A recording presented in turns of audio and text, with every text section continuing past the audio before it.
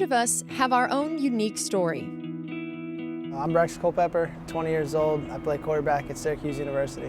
I'm the type of person that wants to outwork anybody to achieve my goals, and spend a lot of time in the field house, a lot of time in the weight room, a lot of time in the film room, just because football is something you can take for granted and it doesn't last forever, and I want to make the best out of my shot.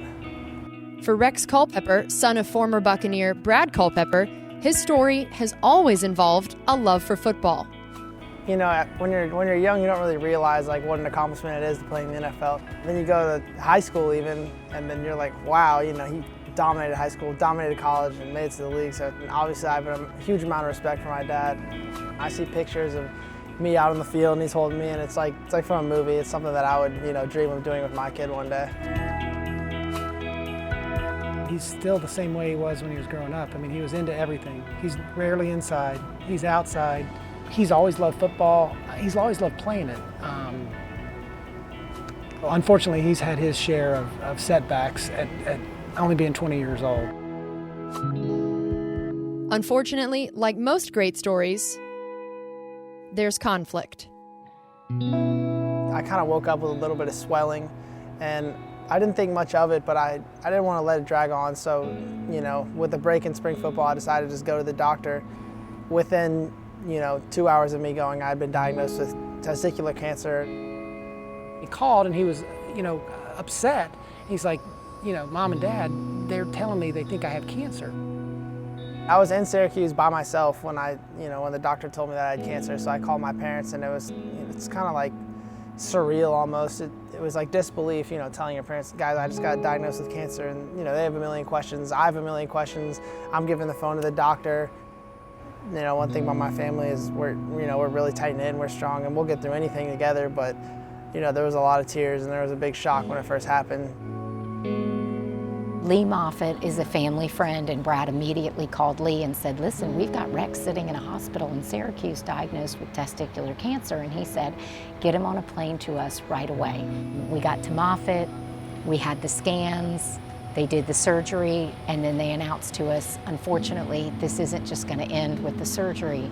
It's metastasized to a landing spot in a lymph node in his abdominal region, and the only way to cure that is chemotherapy.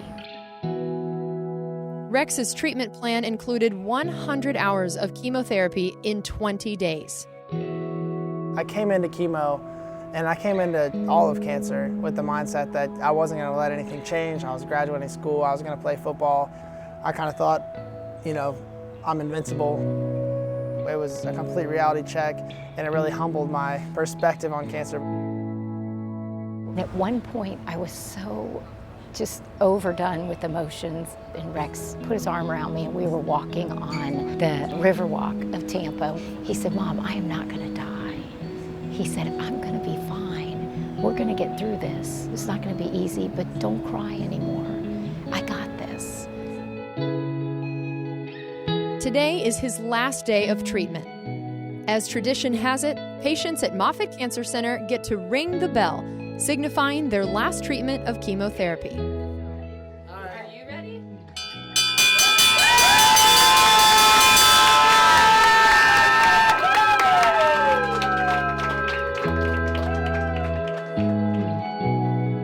Your mentality is everything.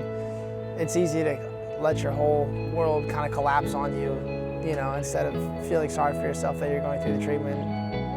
I don't see this holding me back at all, and I want to compete for the starting quarterback job just like I would have if this never happened. And apart from that, I'd just like to be somebody that another athlete who's unlucky enough to get testicular cancer can look up to. At the time of Rex's interview, the effectiveness of his treatment was still unknown. We can now say with full certainty that Rex Culpepper is 100% cancer-free. On Friday, August 31st, Rex Culpepper will be playing in the first game at Syracuse University after his battle with cancer. So while we can't always write our own story, we can choose how our story defines us.